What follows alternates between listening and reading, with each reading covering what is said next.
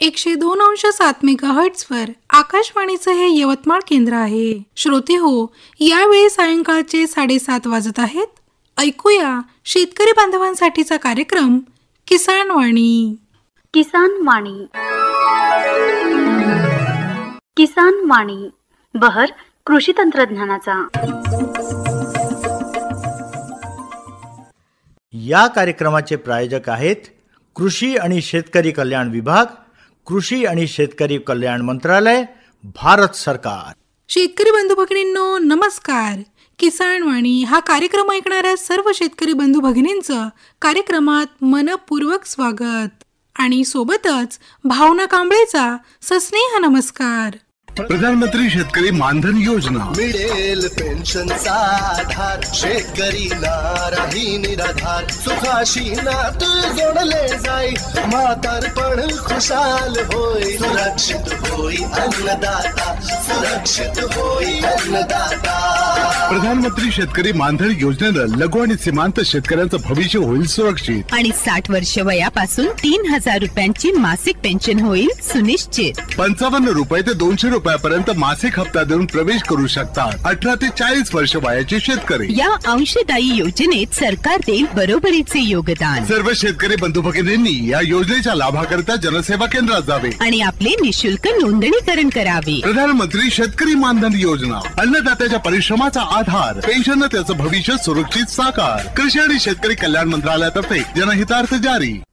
शेतकरी बंधू भगिनींनो, कार्यक्रमाला लगेचच सुरुवात करूयात आणि सुरुवातीला ऐकूयात फोन इन कार्यक्रम हॅलो कास्तकार. विषय आहे शेती. कार्यक्रमामध्ये सहभागी तज्ज्ञ आहेत doctor Suresh Nemade. Phone in कार्यक्रम हॅलो कास्तकार. हॅलो कास्तकार. बोला, काय नाव आपलं? माझं नाव रवींद्र थूल, राहणार शेंद्री. रवींद्र थूल. हा, राहणार शेंद्री, तालुका देवळी, जिल्हा वर्धा. बरं रवींद्रजी, आज आपल्याला शेतीविषयक प्रश्न विचारायचे आहेत, विचारा. हा, माझा प्रश्न असा आहे मॅडम. हा, सोयाबीन भरण्याच्या अवस्थेत आहे, परंतु ते सोयाबीन पिवळी पडली आणि ते ठिगळे पडले, तर ते त्या सोयाबीनचे झाड आहे ना ते सोकून राहिले. बरं, म्हणजे सोयाबीनची झाडं सोकले आहेत. हा, सोकून राहिले ते, आणि आम्ही तो प्रयोग करून पाहिला. जे झाडं सोकले आहे ना ते आम्ही उपरून पाहिले 10-12 झाडं. तर एका झाडाखाली ते असा किडा राहतो का नाही आपला. बरं.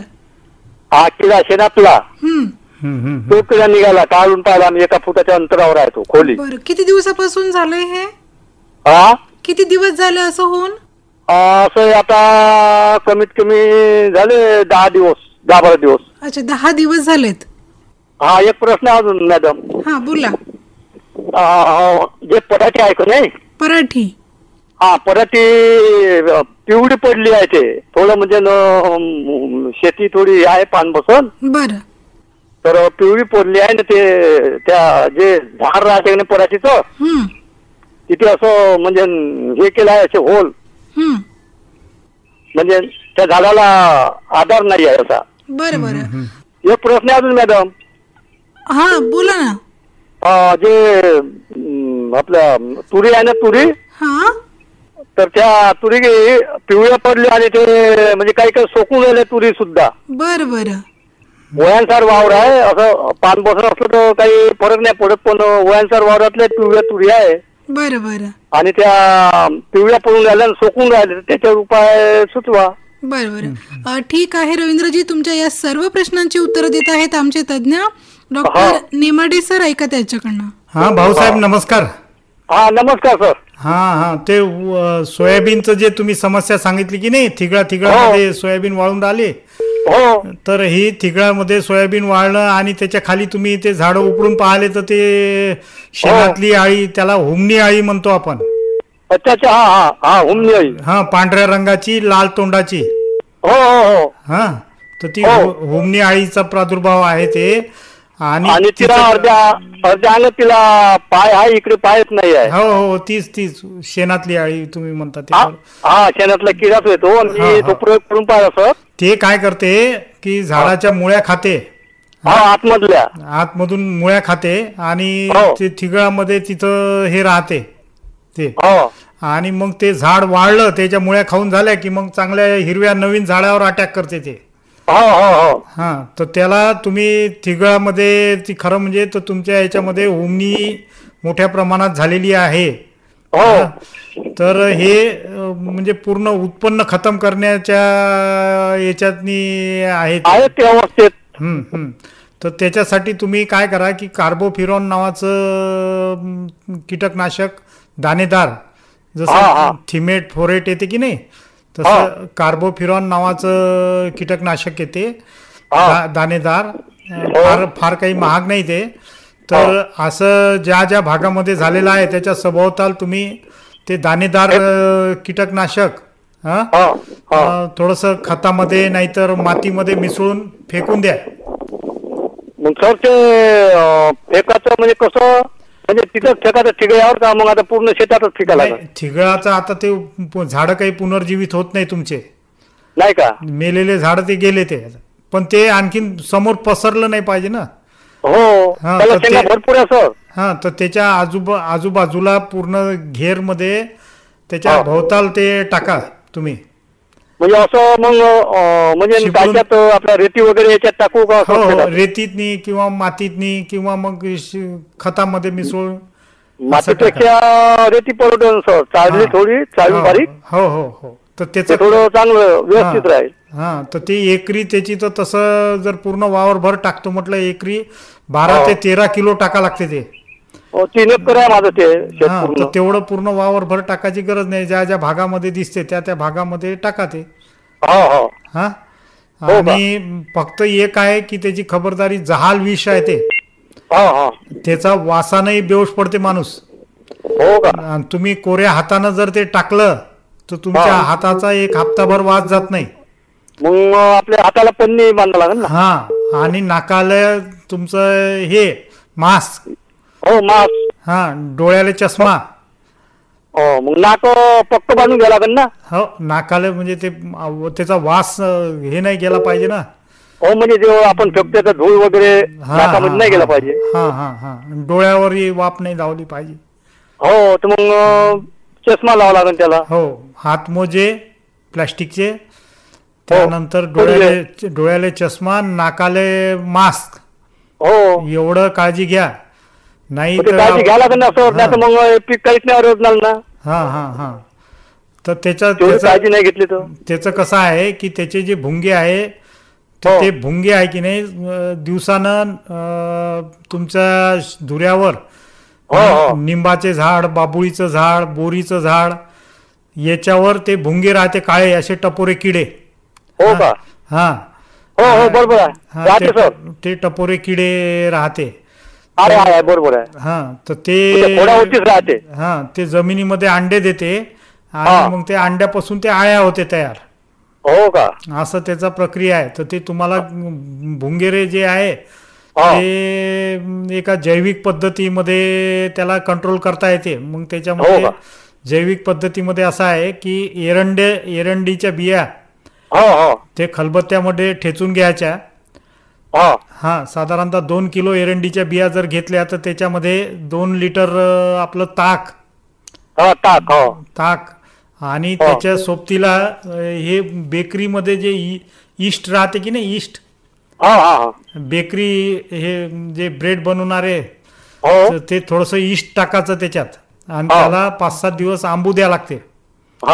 आणि मग ते पाणी तुम्ही मातीच्या भांड्यामध्ये असे दौडी म्हणतो की नाही आपण, उथळ भांड्यामध्ये टाका आणि झाडाच्या खाली ते ठेवा तुम्ही. ते सर्व किडे त्याच्या वासानं बरोबर तिकडे येतात ते. हा, आणि त्या जागोजागी ठेवा ते किडे आपोआप पकडले जातात त्याच्यात. हो का? हा हा, हा एक जैविक उपाय करा. सोबत आता जे आळ्या आहे त्याला ते कार्बोफिरॉन कीटकनाशक वापरा. हो, त्याला सर जर आपण त्यांना फेकलं त्याला पाणी लागेल ना मग? हो, विड्यासाठी. नाही, आता पाऊस चालूच आहे ना.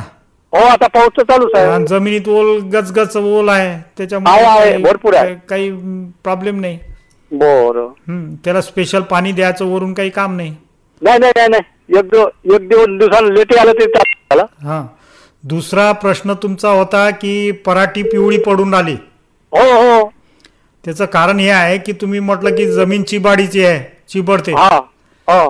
ते कसं आहे की झाडाचा श्वास कशा झाडाच्या मुळाद्वारे चालते. हो. आता दलदल त्या चिबाडीच्या जमिनीमध्ये दलदल सारखी परिस्थिती निर्माण झालेली आहे. दलदल झाली असं आणि पाऊस जास्त होऊन राहिला आणि परत ते कंबरभर. हा, तर त्याच्यामुळे काय होऊन राहिलं की त्याला ते झाडाला श्वास घेता नाही होऊन राहिला, म्हणजे आधार नाही मुळीला. हा, आणि त्याच्यामुळे ते झाड पिवळे पडून राहिले, पिंगट झाक त्याच्यावर आली.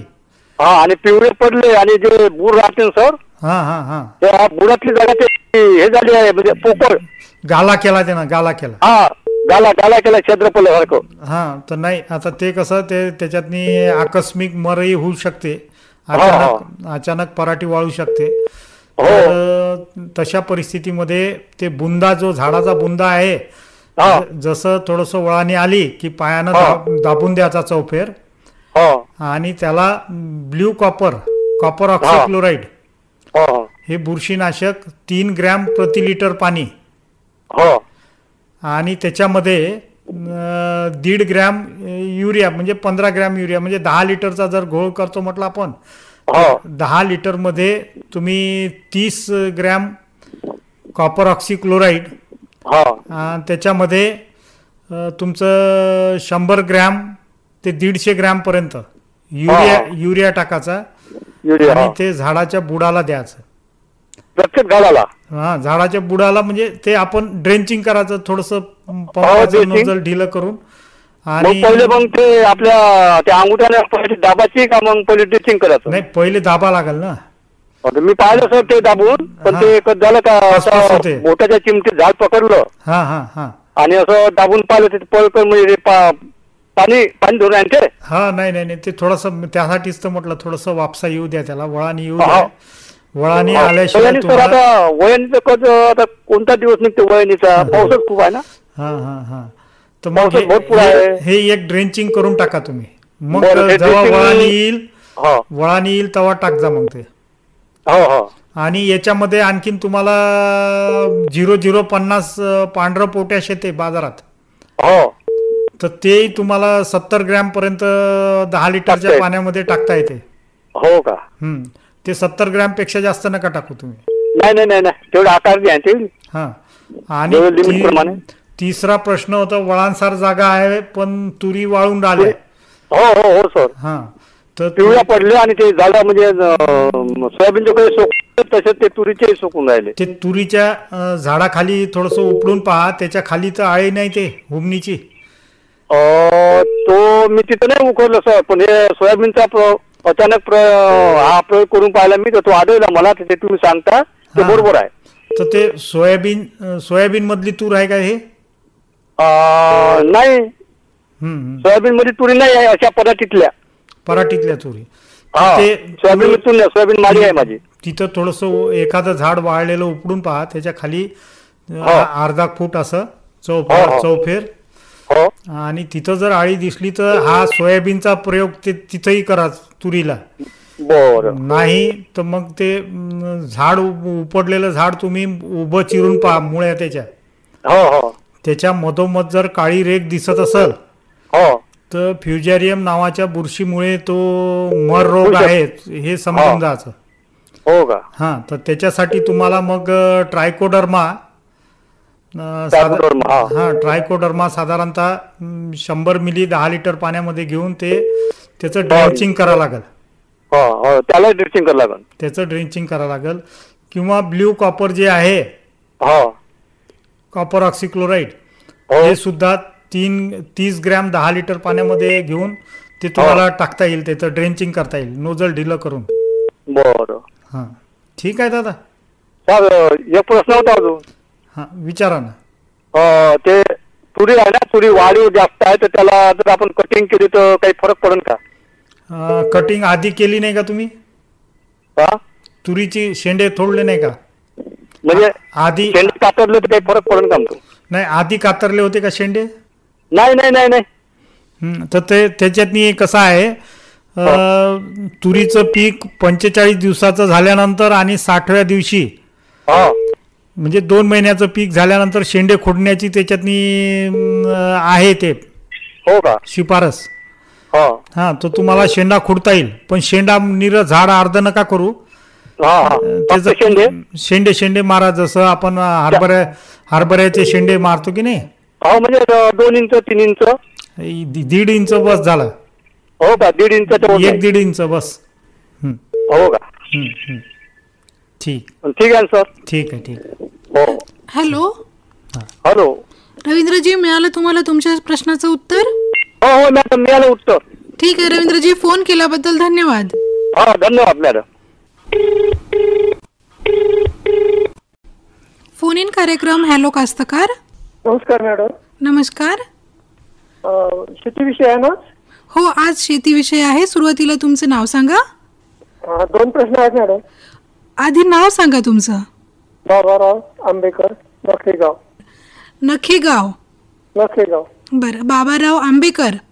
हो. बरं आंबेकरजी, आज शेतीविषय हा आहे. विचारा तुम्हाला काय प्रश्न आहेत ते.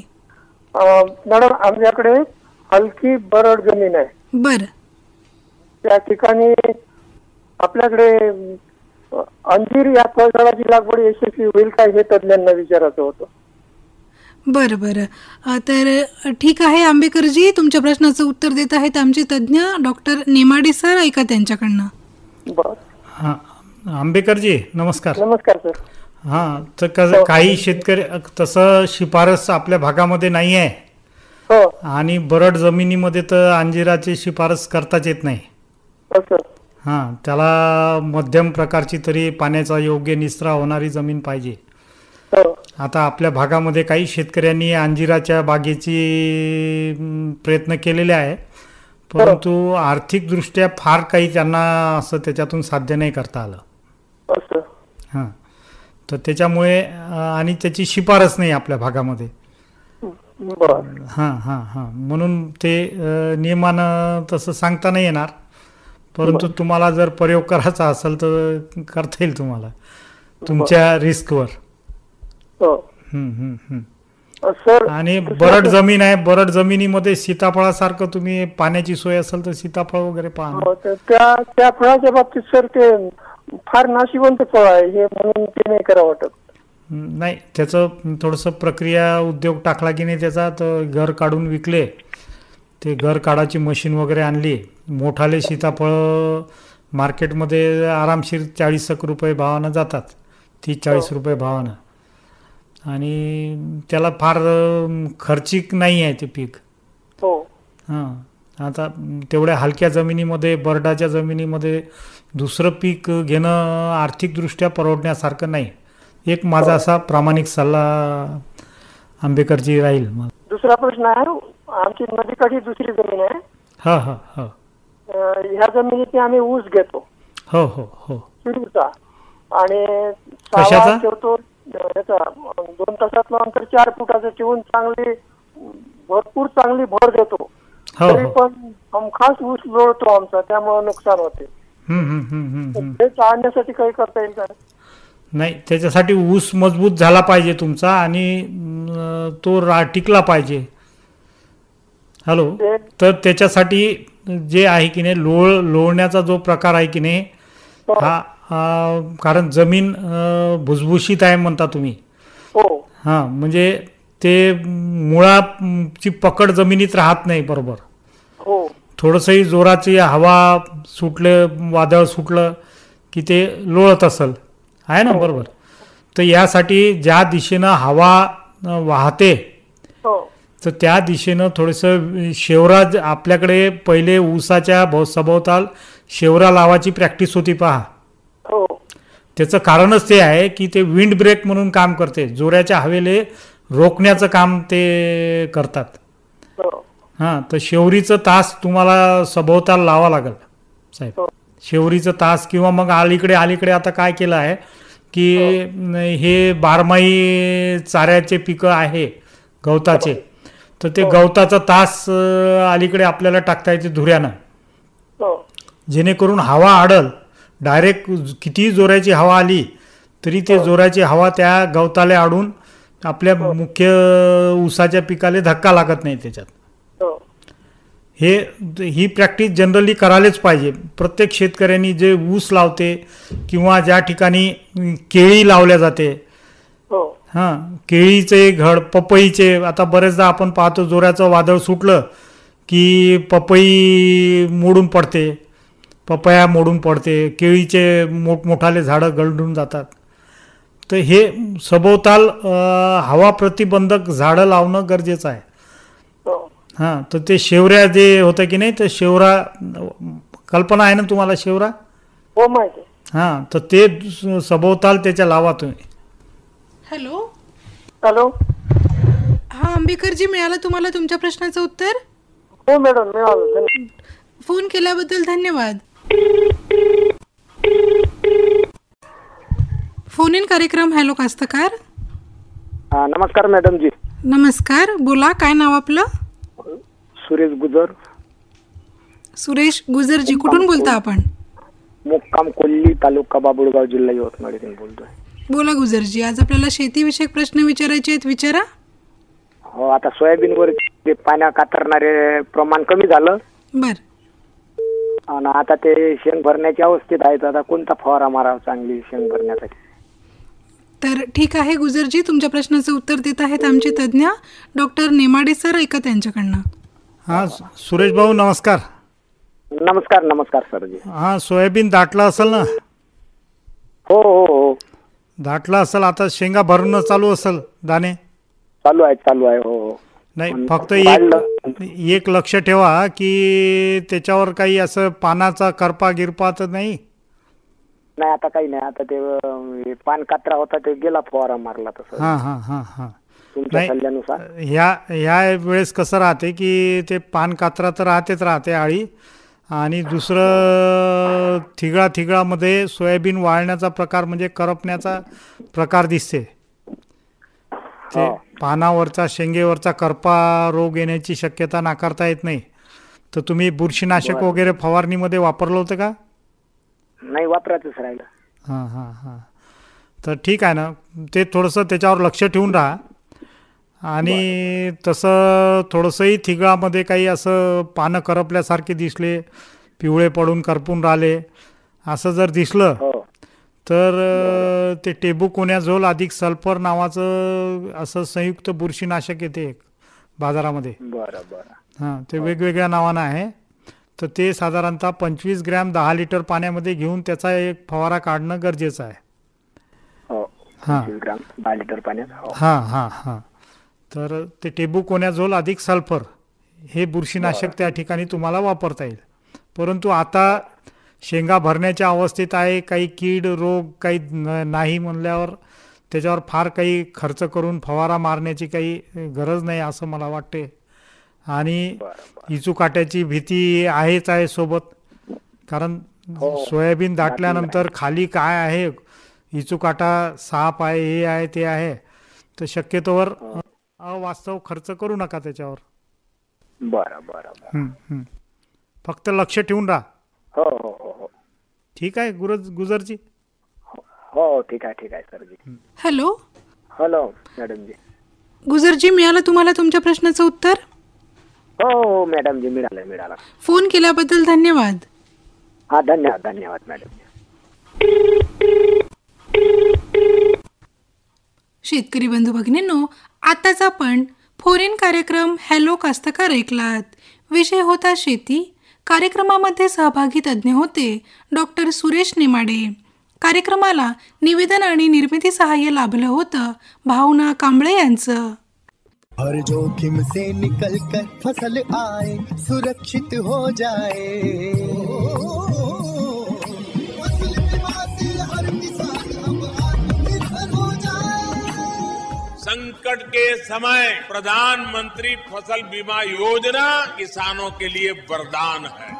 अब सूखा पड़े या बाढ़ आ जाए कोई डर नहीं, अब ओले पड़े या कीट पतंगे फसल खा जाए कोई फिक्र नहीं, क्योंकि हमने लिया है प्रधानमंत्री फसल बीमा। बुआई से फसल कटाई तक हर जोखिम का दावा, न्यूनतम प्रीमियम पर अधिकतम भुगतान का वादा। योजना से हर साल जुड़ रहे हैं 5 करोड़ से ज्यादा किसान। अब आपकी है बारी। नजदीकी कृषि कार्यालय, सहकारी समिति, बैंक शाखा, अधिकृत बीमा कंपनी या जन सेवा केंद्र में स्वेच्छा से करा सकते हैं पंजीकरण। फसल बीमा पोर्टल या फसल बीमा ऐप द्वारा भी कराया जा सकता है पंजीकरण। प्रधानमंत्री फसल बीमा योजना, आपकी फसलों का संपूर्ण सुरक्षा कवच। कृषि एवं किसान कल्याण मंत्रालय, भारत सरकार। आणि मंडळी, कार्यक्रमात शेवटी ऐकूयात हवामान वृत्त आणि हवामानाचा अंदाज. गेल्या 24 तासातील पर्जन्यमान. कोकण, गोवा, मध्य महाराष्ट्रात तुरळक ठिकाणी जोरदार पाऊस पडला, तर कोकण गोव्यात बहुतांश ठिकाणी, मध्य महाराष्ट्र आणि विदर्भात काही ठिकाणी, मराठवाड्यात तुरळक ठिकाणी पाऊस पडला. पुढील हवामानाचा अंदाज याप्रमाणे. कोकण, मध्य महाराष्ट्र, मराठवाडा आणि विदर्भात बहुतांश ठिकाणी पाऊस पडण्याची शक्यता, तर तुरळक ठिकाणी जोरदार तर काही ठिकाणी मेघगर्जनेसह विजांचा कडकडाट होण्याची शक्यता, तसेच किनारपट्टीवर सोसाट्याचा वारा वाहण्याची शक्यता हवामान विभागाने वर्तवली आहे. शेतकरी बंधू भगिनींनो, हा होता हवामानाचा अंदाज आणि हा अंदाज आपणास प्राप्त झाला होता भारतीय हवामानशास्त्र विभाग पुणे यांच्याकडनं. आणि मंडळी, आता वेळ झाली आहे कार्यक्रमाची सांगता करण्याची. भेट तर आहेच पुढील कार्यक्रमात. तोपर्यंत भावना कांबळेला अनुमती द्या. नमस्कार. या कार्यक्रमाचे प्रायोजक होते कृषी आणि शेतकरी कल्याण विभाग, कृषी आणि शेतकरी कल्याण मंत्रालय, भारत सरकार. माहितीचा वावर किसान वाणी.